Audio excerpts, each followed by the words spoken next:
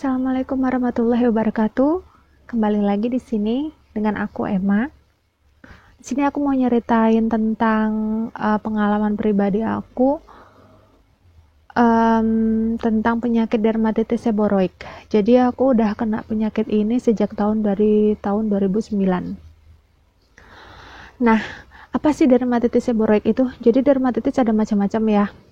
Salah satunya itu dermatitis seboroik. Nah, si dermatitis seboroik itu adalah penyakit kulit yang dimana dia itu bentuknya seperti ketombe, tapi bukan ketombe, yaitu sejenis jamur juga dan bersisik dan kemerahan. Nah, biasanya itu ada di kulit kepala. Tapi juga nggak cuma di kulit kepala, biasanya di tempat yang berbulu seperti alis, kayak gitu juga bisa kena. Kalau aku pribadi itu kenanya itu di sekitaran kulit kepala, alis, belakang leher, belakang telinga. Sekarang itu merembet ke tepi-tepi hidung, kanan kiri tepi hidung. Nah, kondisi dermatitis ini sendiri itu disebabkan karena kelenjar minyak di kepala kita itu tuh banyak, berlebih. Jadi nggak kayak orang-orang normal pada lainnya gitu. Nah, ini disebabkan karena apa sih? Kalau dari yang saya tanya ke dokter, ini juga bisa diturunkan dari genetik, misal dari nenek atau dari orang tua gitu, atau juga emang udah dari bakat. Kalau aku sendiri itu bukan dari genetik, malahan ibu bapakku nggak ada penyakit seperti ini sih, tapi awalnya itu aku sama kakakku tuh iseng, kita nge-rebonding sendiri gitu. Nah, kenapa nge-rebonding sendiri? Ya iseng aja sih. Waktu itu kulit kena, nggak sengaja deh, kena kulit kepala gitu, obat rebonding itu. Nah, nggak tahu kenapa sejak dari situ rambut aku sama kakak aku tuh kayak ketombean gitu kan, ngerasanya kayak ketombe, gatel, tapi kok aneh ya, kok nggak hilang-hilang gitu, kok pindah merambat gitu kan. Nah setelah itu, setelah berjalan-jalannya waktu, kita pikir hanya ketombe biasa, tapi kok sampai ke belakang leher kalau aku gitu. Terus kakakku juga sama, kok gak hilang-hilang ya, kita udah gonta-ganti sampo ini kok gak bisa hilang kayak gitu, malah nambah gitu. Jadi dia itu berkerak gitu. Nanti ya bakalan ada, aku kasih sampel. Ini bukan sampel dari rambut aku ya, tapi ini aku ambil dari Google. Nah, dermatitis seboroik itu berkerak gitu, berkerak di kulit kepala, ada juga di alis, di belakang kuping, telinga, atau di kisaran sini telinga gitu, juga di belakang leher. Nah, setelah itu aku kisaran tahun 2013 aku coba untuk berobat. Tadinya sih aku pikir psoriasis gitu ya, tapi ternyata alhamdulillah bukan, karena kok ngeri ya, bentuk mirip-mirip gitu, takut ada hubungan dengan autoimun. Nah, setelah aku ke dokter itu nggak bilang sih kalau aku itu ternyata kena dermatitis gitu. Ternyata dokter itu cuma bilang ini tuh jamur karena kelenjar minyak kamu berlebih di kepala. Kamu di dalam rumah apa pakai jilbab juga gitu kan? Enggak dok, kayak gitu kan. Oh, terus dicobalah dikasih sampo warnanya merah sama krim, itu nggak ada perubahan sama sekali.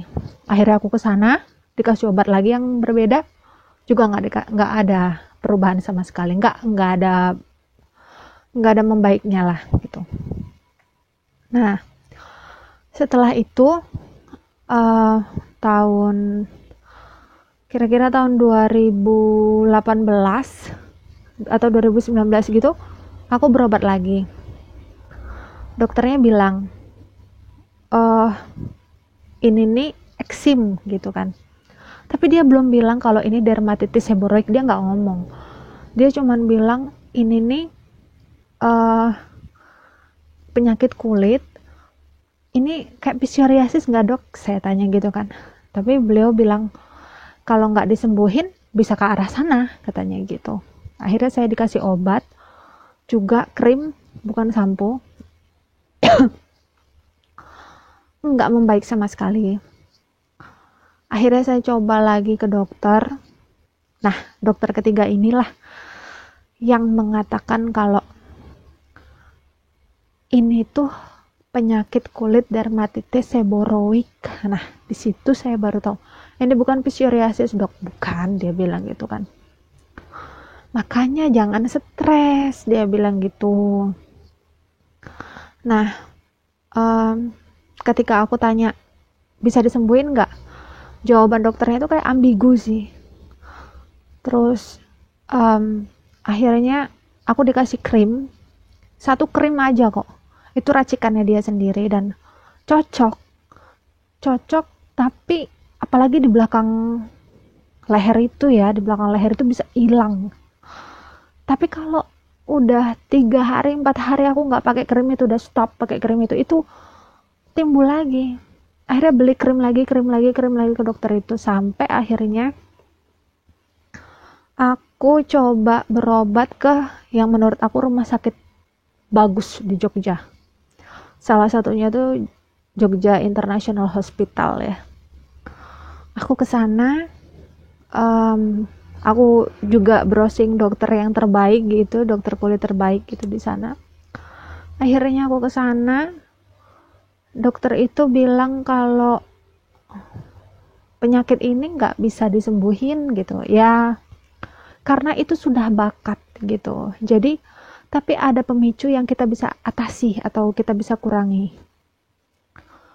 Pertama, kita nggak boleh stres, karena kalau stres itu bikin menimbulkan kelenjar minyak, jadi banyak kayak gitu di kepala, akhirnya dia akan lebih banyak muncul. Kedua, pastikan spray itu rutin diganti, tempat tidur kita itu harus bersih. Ketiga, orang yang mempunyai dermatitis seborrhoic tidak boleh kedinginan, tidak boleh kepanasan. Jadi kalau dingin banget tuh nggak boleh, panas banget juga nggak boleh. Nah, kakak aku kebetulan juga emang sering, karena dia kerjanya juga outdoor lapangan, dia tuh sering kepanasan kan, panas, bener-bener panas di lapangan. Dan itu katanya bilang, karena dia cowok ya, aduh katanya gitu, kalau kepanasan itu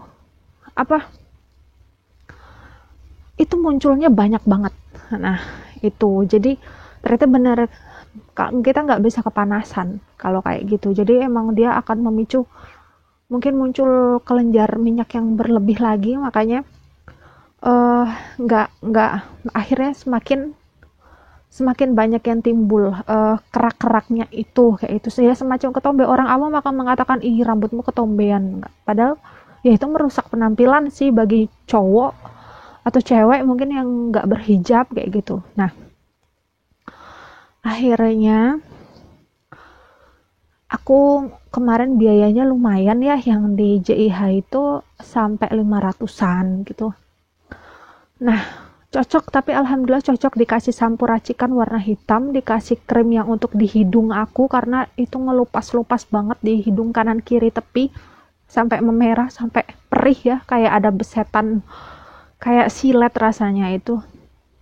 Nah itu mungkin karena sering aku kelupas ya. Nah padahal ya sebenarnya nggak boleh, tapi kan gatel ya rasanya ya, kering, gatel, ngerusak penampilan kalau kelihatan gitu kan. Nah akhirnya baru bulan Juli 2021 aku berobat.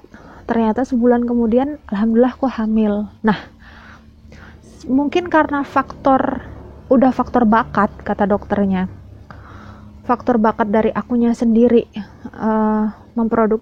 kulit kepalanya memproduksi kelenjar minyak yang berlebih.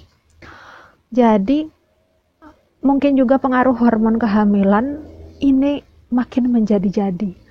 Jadi aduh ngeri banget deh, pokoknya kayak hampir satu kepala itu kayak penuh dengan kerak-keraknya itu.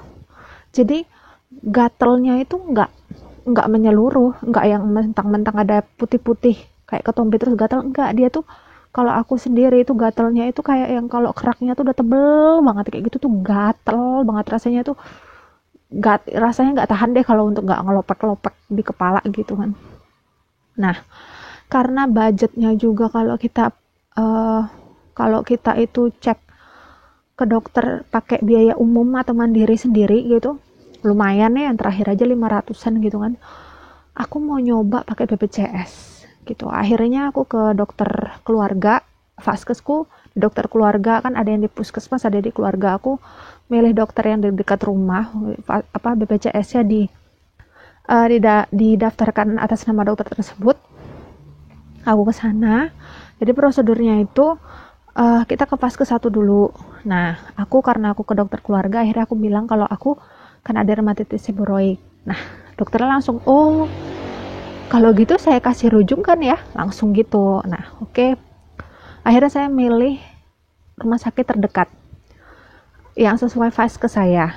Nah, akhirnya udah, saya bilang, dok saya lihat jadwalnya di sana hari Sabtu. Oke, langsung dibuatkan rujukan untuk hari Sabtu. Kemudian hari Sabtu udah saya ke sana, nyerahin kalau dari BPJS surat pengantarnya ke resepsionis, antri, dan dokternya ramah juga alhamdulillah di rumah sakit tersebut. Dan aku bawa obat yang dari JIH. Aku bilang, dok ini samponya itu saya cocok, tapi saya nggak tahu komposisinya apa saja karena saya hamil, saya tidak berani ngelanjutin pakai ini gitu. Dan yang satunya lagi tuh, satu obat lagi selain sampo yang saya bawa itu, saya tunjukkan ke dia, dokternya bilang kalau dosisnya saya turunkan, saya kasih racikan, dia seperti minyak katanya. Nah, itu nanti diolesin aja di kulit kepala, jadi nanti dia bakalan ngilangin kerak-keraknya. Karena obat oles yang dari dokter ini dosisnya lumayan tinggi gitu. Oke, jadi obat itu cuma satu macam, dan itu racikan dari rumah sakit tersebut, dari dokter itu sendiri. Dan alhamdulillahnya, ini alhamdulillah BPJS tapi obatnya bagus loh. Jadi waktu aku coba pertama itu, besoknya tuh hilang. Aku cek di kulit kepala aku tuh hilang, padahal tadinya tuh kan penuh banget sampai mau ke jidat ya, kerak-keraknya tuh udah mau menjalar ke jidat depan gitu. Alhamdulillahnya tuh hilang tapi memang nggak rata. Jadi aku kayak nggak tiap hari aku pakai karena ampuh ya menurut aku. Dan nanti 3 hari lagi aku pakai yang kalau dia ada timbul, tapi timbulnya tuh tapi bener-bener yang kerak-keraknya di kulit kepala tuh bisa hilang gitu tuh. Nah, setelah itu biasanya aku pakainya malam, besoknya langsung keramas kayak gitu, karena bau obat juga itunya, minyaknya itu ya, bau obat di kulit kepala, jadi nggak nyaman juga gitu. Nah, termasuk yang di wilayah tepi hidung kanan kiri itu, karena aku lagi hamil nggak kuat sama baunya, akhirnya aku nggak pakai, tapi aku pakai Vaseline jelly yang pure jelly. Itu lumayan buat ngelembapin, menyamarkan bentuknya. Mungkin kalau kalian yang ada di bagian wajah sama belakang leher, mungkin kalian bisa coba pakai obat jelly itu. Nanti aku kasih tahu gambarnya.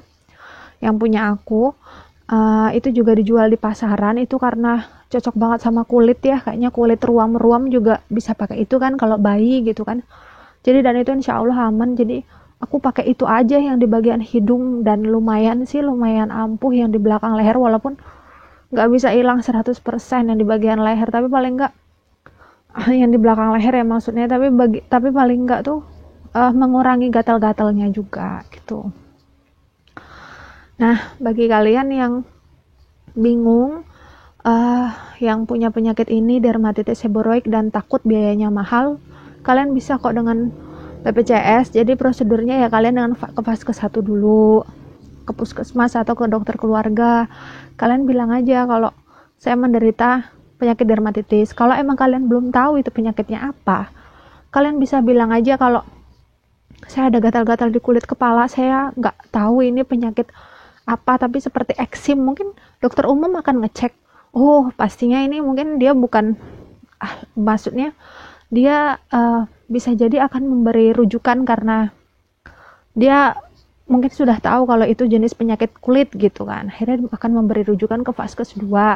Kalau memang vaskes 2, maksudnya kalian prepare aja ke vaskes 2 itu kira-kira rumah sakit mana yang mau kalian tuju dengan dokter siapa gitu, bilang aja gitu supaya nantinya dokternya akan ngasih surat rujukan sesuai yang kalian mau tujukan, tapi sesuai dengan vaskesnya kalian. Biasanya kalau di puskesmas atau dokter keluarga juga mereka tuh tahu list-list vaskesnya kita itu tuh di rumah sakit mana aja gitu. Karena kebetulan saya milih emang wilayahnya juga masih terdekat di saya, apa saya bisa di rumah sakit tersebut, ya kata dokternya bisa, oke. Dan saya sudah prepare di hari apa dengan dokter siapa gitu. Jadi lumayan juga buat berhemat, karena biayanya juga kalau secara umum lumayan ya untuk dermatitis ini, dan bisa berangsur-angsur kita pakai juga rujukan jika obatnya habis, bisa kembali ke sana lagi untuk meminta rujukan kembali gitu. Baiklah, mungkin segitu aja penjelasan dari saya, sharing dari saya. Semoga bermanfaat. Wassalamualaikum warahmatullahi wabarakatuh.